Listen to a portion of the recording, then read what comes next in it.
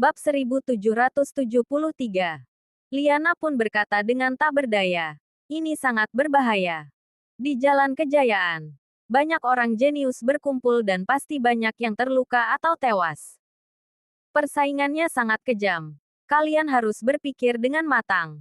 Dulu, ada Adril yang melindungi kita. Sekarang, dia sudah nggak ada. Jadi kita harus menjadi kuat. Suatu hari nanti, utang darah ini akan dibayar oleh mereka, ujar Yuna dengan tatapan dingin. Baiklah, karena kalian semua sudah memutuskan, aku juga nggak akan menghalangi. Jalan Kejayaan memang tempat pelatihan terbaik, di mana ada bahaya dan peluang.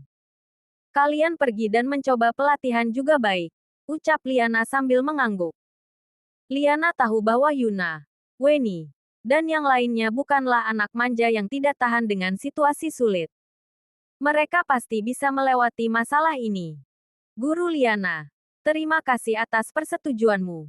Sementara itu, di sebuah villa, Adril seolah-olah terjerumus ke dalam kegelapan yang paling dalam, terperosok selamanya. Tetapi di dalam kegelapan itu, ada cahaya merah yang samar-samar berkedip di depannya dan terus-menerus menuntun perjalanannya. Namun, tidak peduli bagaimana dia mencoba menangkapnya, dia tidak bisa menangkapnya. Ini membuatnya merasa gelisah. Tunggu sebentar. Apakah aku sudah mati? Batin Adril. Kenapa dia merasa gelisah? Saat memikirkan hal ini, dia merasa kelopak matanya sangat berat dan bergetar.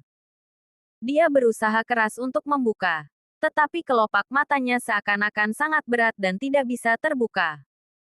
Tiba-tiba, cahaya merah dari kegelapan itu bersinar terang, menerangi kegelapan dan membuat Adril melihat segalanya dengan jelas. Dia tiba-tiba membuka matanya. Kemudian cahaya merah di matanya perlahan-lahan memudar, digantikan oleh langit-langit putih. Jendela terbuka dan angin segar bertiup. Di luar terdengar suara klakson dan suara kendaraan. Seakan-akan hanya sebuah hari biasa. Adril baru menyadari bahwa dia berbaring di tempat tidur. Ekspresinya tampak bingung. Bukannya, aku sudah mati, batinnya. Jadi, sekarang, apakah alam baka ini begitu abstrak? Pada saat itu, suara hentakan pisau di atas talenan terdengar dari dapur. Adril segera turun dari tempat tidur. Dia terkejut saat melihat bahwa tubuhnya yang seharusnya penuh dengan luka ternyata sudah sembuh sepenuhnya. Bahkan kekuatannya juga sudah pulih kembali. Ini pasti bukan alam baka. Siapa yang masih memasak di alam baka?